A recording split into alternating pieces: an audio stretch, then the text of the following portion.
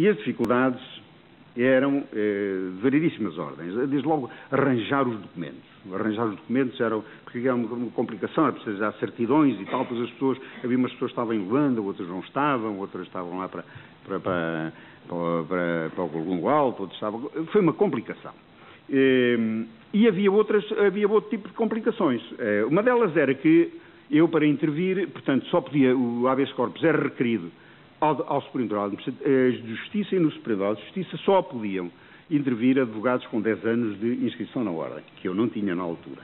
Bom, e então era preciso arranjar aí uns advogados que, pelo nome na praça e pela sua coragem cívica, fossem, entre aspas, intocáveis. Então, lá fomos propor isto ao Dr. Salgado Zenha. O Dr. Salgado Zenha ficou entusiasmadíssimo com esta perspectiva de alinhar também nisto e assinar, embora ele tivesse estado preso no ano anterior. Recordam-se daquilo dos Zs aí, dos Zs aí nas paredes para a libertação dele, porque ele, a seguir à campanha eleitoral de 69 tinha estado preso, mas por razões políticas. Ora, aqui, portanto, ele, sim senhora, aceitou intervir nestes processos, e falei também com o Dr. Manuel João da Palma Carlos e a Dra. Fernanda Branches Ferrão, que faziam parte da Comissão Nacional de Socorro aos Presos Políticos, e então, sim senhor, intervieram. Porque a questão era esta, é que se os habeas corpus não fossem concedidos e até ao 25 de abril só tinham sido concedidos, salvo erro, 3 habeas corpus, os advogados que subscrevessem os pedidos, e as pessoas que subscrevessem os pedidos, e as pessoas normalmente eram as mães ou as mulheres, as pessoas eram sujeitas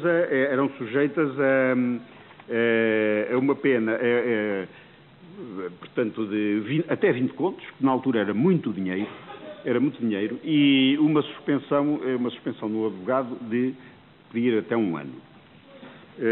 Resultado, era um risco que, de facto, era preciso ter cuidado com ele. E,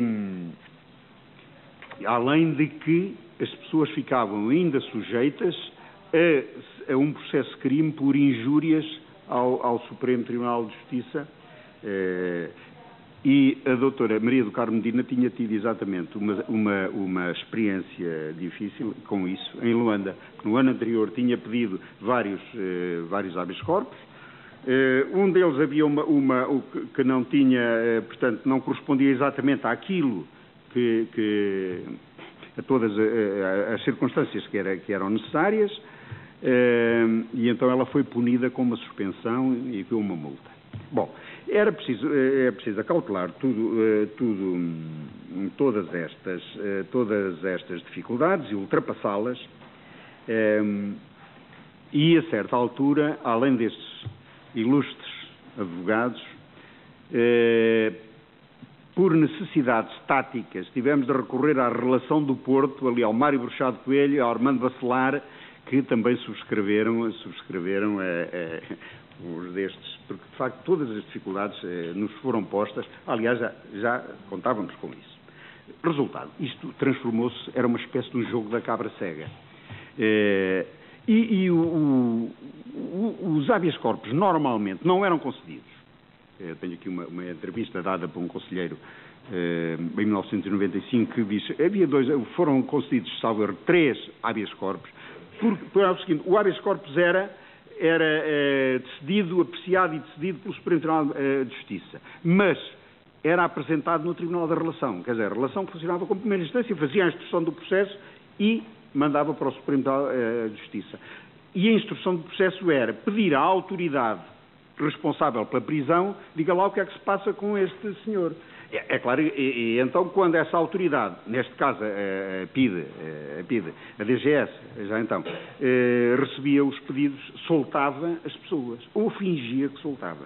Foi o caso que aconteceu aqui.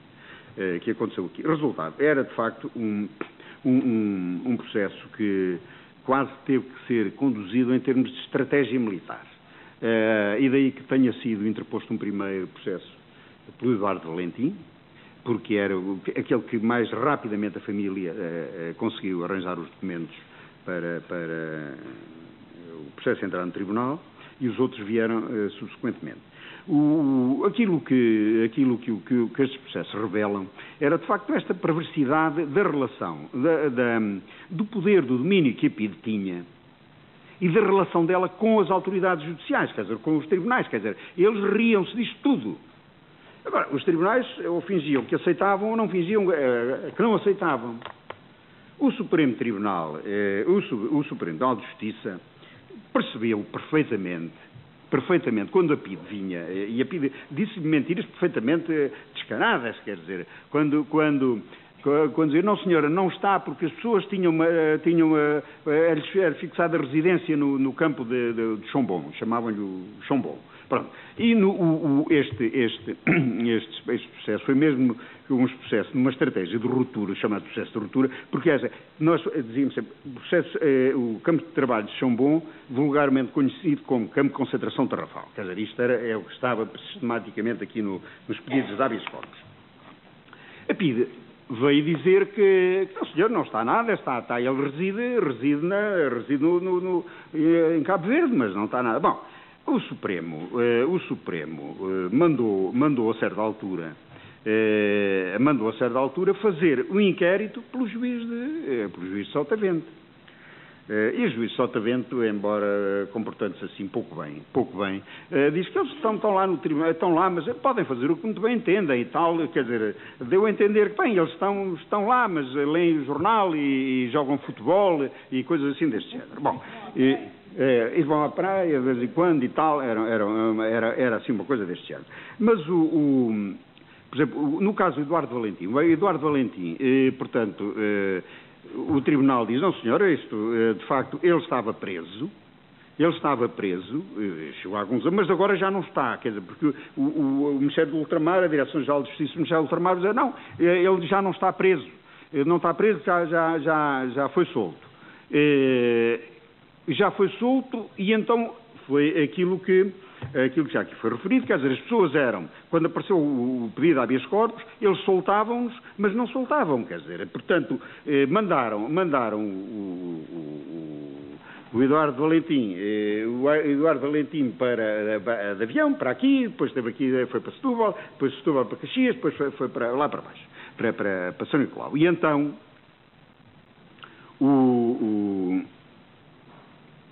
eu tinha uma informação muito correta sempre, vinda de dentro da cadeia, através dos familiares, e só usava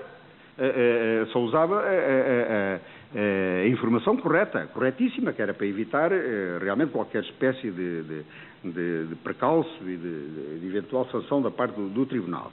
E contava, não senhor, e ele saiu de facto lá de Cabo Verde, saiu de Cabo Verde, mas veio acompanhado por pessoal da DGS no avião, veio para cá. E depois foi dizer ao tribunal, olha que aquilo que a DGS está a dizer não é correto, e o tribunal então pediu à DGS outra vez, mas o que é que se passa com isto e tal? A DGS, não, quer dizer, foi por mero acaso que no avião vinha também um agente nosso, mas quer dizer, era isto, eles sabiam que estavam a enganar, ou a querer enganar o tribunal, e daí que o tribunal, o tribunal também sabia que as coisas não eram assim, e tanto que a certa altura, também numa destas peripécias em que eles vêm dizer, não senhor, nós já soltámos e tal, e eu fui dizer, não, o que se passa é exatamente isto assim, as pessoas estão presas, já no outro habeas corpus, estão presas e estão presas nestas condições e naquelas. E a polícia política, a DGS e a Direção-Geral de Justiça de Ministério do Ultramar, não senhor, eles estão em liberdade e tal. Bom, e o Supremo a certa altura fica com isto, mas quer dizer, então, os advogados estão aqui a contar a história desta maneira, contando pormenor, que é um bocado difícil de aceitar, que a Direção-Geral de Segurança não esteja mal informada. Portanto, fez foi uma maneira redonda de dizer que a DGS estava a mentir. Bom, mas, portanto, e é claro que depois acabaram no caso aqui do Justino e do Jaime Cohen e tal, acabaram o Tribunal por dizer, sim senhor, pronto, estavam presos.